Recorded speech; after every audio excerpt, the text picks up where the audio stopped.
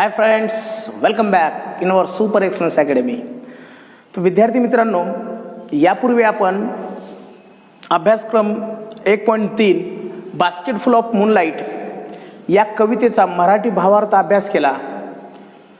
त्यानंतर आज आपण या कवितेचं ॲप्रिशिएशन ऑफ द पोयम म्हणजे बास्केट फुल ऑफ मूनलाईट या कवितेचं आपल्याला आज रसग्रहण करायचे. विद्यार्थी मित्रांनो, रसग्रहण हा जो प्रश्न आहे, हा जो क्वेश्चन्स आहे, तो आपल्या प्रश्नपत्रिकेमध्ये SSC एक्झाममध्ये क्वेश्चन नंबर 3B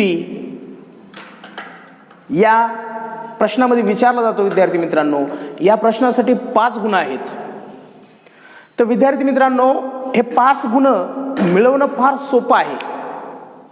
त्यासाठी तुम्हाला जे सांगितले ते फक्त गोष्टी लक्षात ठेवायचे. विद्यार्थी मित्रांनो, यामध्ये एकूण 5 मुद्दे दिले गेलेले आहेत. विद्यार्थी मित्रांनो, हे 5 मुद्दे आपल्याला कशा पद्धतीने लिहायचे आहेत त्याचे मी तुम्हाला बोर्डवर सविस्तर लिहून दिलेले आहे. विद्यार्थी मित्रांनो, तर चला मग पाहूया appreciation of the poem basket full of moonlight. तर विद्यार्थी मित्रांनो, पहिला जो आपला पॉइंट असतो ॲप्रिशिएशनचा तो असतो टायटल. टायटल म्हणजे शीर्षक. तर विद्यार्थी मित्रांनो, परीक्षेमध्ये प्रश्नपत्रिकेमध्ये कविता छापून दिली जाते, त्या कवितेच्या वरी टायटल दिलेलं असतं आणि त्याच कवितेच्या खाली त्या पोएटचं नाव दिलेलं असतं. विद्यार्थी मित्रांनो, तर मग करायचं काय आपल्याला? पहिला पॉइंट जो आहे तो अर्धा मार्काला आहे, हाफ मार्क आहे त्यासाठी. तर विद्यार्थी मित्रांनो, title, the title of the poem is basket full of moonlight. सोपं आहे की नाही विद्यार्थी मित्रांनो? मार्क मिळवणं जाग्यावरच आपल्याला गुण मिळणार आहे. विद्यार्थी मित्रांनो, तिथंच आहे, त्या कवितेचं नाव तिथंच आहे, फक्त आपल्याला ते लिहायचं आहे. विद्यार्थी मित्रांनो, the title of the poem is basket full of moonlight हे या कवितेचं टायटल होईल. विद्यार्थी मित्रांनो, अशा पद्धतीनं आपण अर्धा गुण प्राप्त करू, मिळवू. त्यानंतरचा दुसरा जो घटक आहे, दुसरा जो मुद्दा आहे विद्यार्थी मित्रांनो, तो आहे पोएट. त्या कवितेचा कवी कोण आहे? तर मग विद्यार्थी मित्रांनो, the poem is written by Sunil Sharma. तर विद्यार्थी मित्रांनो, मी तुम्हाला सांगितलं होतं की कविता परीक्षेमध्ये आल्यानंतर त्याचा कवी सुद्धा कवितेच्या खाली दिला जाईल, तो लिहायचा आहे. तर मग आपला दुसरा घटक तोही अर्ध्या मार्काला आहे. The poem is written by Sunil Sharma. ही कविता सुनील शर्मा लिहिलेली आहे, यासाठी आपल्याला अर्धा गुण मिळाला. विद्यार्थी मित्रांनो, तर अशा पद्धतीनं टायटलसाठी अर्धा गुण, पोएटसाठी अर्धा गुण, असा 1 गुण आपण आतापर्यंत प्राप्त केला, जो की आपल्या प्रश्नपत्रिकेमध्येच हे गुण होते. त्यानंतर राईम स्कीम नावाचा तिसरा पॉइंट आहे. विद्यार्थी मित्रांनो, ॲप्रिशिएशन करताना किंवा आपण ज्यावेळेस कवितेचं रसग्रहण करत आहोत त्यावेळेस राईम स्कीम नावाचा तिसरा मुद्दा आपल्याला आहे. तर हा जो मुद्दा आहे, हा जो पॉइंट आहे, हा 1 मार्काला. विद्यार्थी मित्रांनो, तर मग ही कविता, या कवितेमध्ये रायमिंग वर्ड्स नसल्यामुळं ही कविता इट इज अ फ्री वर्स, म्हणजे ही कविता मुक्त छंद आहे. तर मग आपल्याला लिहित असताना असं लिहायचं विद्यार्थी मित्रांनो, इट इज अ फ्री वर्स, ही कविता मुक्त छंद आहे. किंवा मग there is a no rhyme scheme, असं सुद्धा तुम्ही या कवितेबद्दल लिहू शकता. विद्यार्थी मित्रांनो, राईम स्कीममध्ये तर या इट इज फ्री वर्स और there is a no rhyme scheme in the poem, यासाठी तुम्हाला 1 गुण मिळणार आहे. विद्यार्थी मित्रांनो, तर ही झाली या कवितेची राईम स्कीम. तर या कवितेची राईम स्कीम काय आहे? तर विद्यार्थी मित्रांनो, ती आहे इट इज फ्री वर्स, ही कविता मुक्त छंद आहे. किंवा मग there is a no rhyme scheme, या कवितेमध्ये राईम स्कीम नाहीत, असं सुद्धा तुम्ही लिहू शकता. यानंतरचा जो घटक आहे विद्यार्थी मित्रांनो, जो मुद्दा आहे, तो मुद्दा मात्र 2 मार्काला विचारला जातो. थीम म्हणजे कवितेची मध्यवर्ती कल्पना काय आहे, the central idea of the poem. तर चला मग पाहूया या कवितेची सेंट्रल आयडिया काय. विद्यार्थी मित्रांनो, the poem is a request of child to the moon.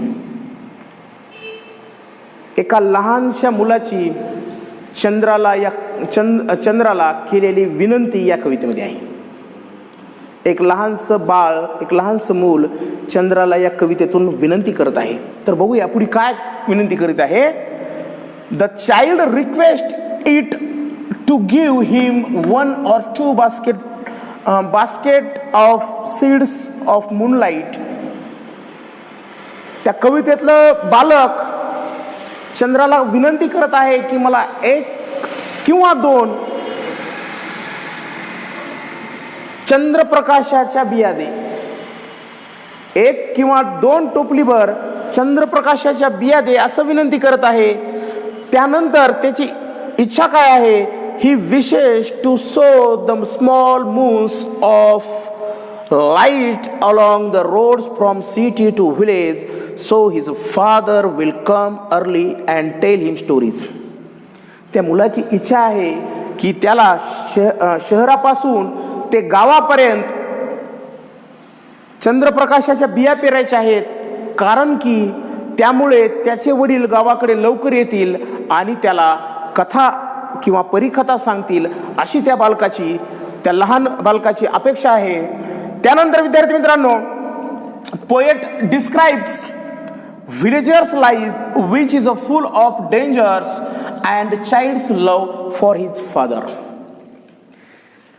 कवीने या कवितेमध्ये जे काही विलेजर्स आहेत, जे खेड्यात राहणारे लोक आहेत, त्या लोकांचं जीवन म्हणजे किती धोकादायक आहे आणि त्या मुलाचं त्याच्या वडिलांवर किती प्रेम आहे हे दाखवण्याचा प्रयत्न किंवा वर्णन या कवितेमधून कवीनं केलेलं आहे. तर अशा पद्धतीनं ही मध्यवर्ती कल्पना या कवितेतून आपल्याला सांगितलेली आहे. त्यानंतरचा शेवटचा मुद्दा आहे विद्यार्थी मित्रांनो, तो 1 गुणासाठी असतो. फिगर ऑफ स्पीच, भाषेचे शब्दाचे अलंकार म्हणतो आपण त्याला. तर विद्यार्थी मित्रांनो, या कवितेमध्ये अनेक स्टांजामध्ये वेगवेगळ्या पद्धतीचे शब्दालंकार दडलेले आहेत. त्यापैकी आपल्याला परीक्षेमध्ये फक्त 1 अलंकार लिहायचा असतो आणि त्या अलंकाराचं उदाहरण देऊन आपल्याला त्या अलंकाराचं नाव लिहायचं असतं विद्यार्थी मित्रांनो.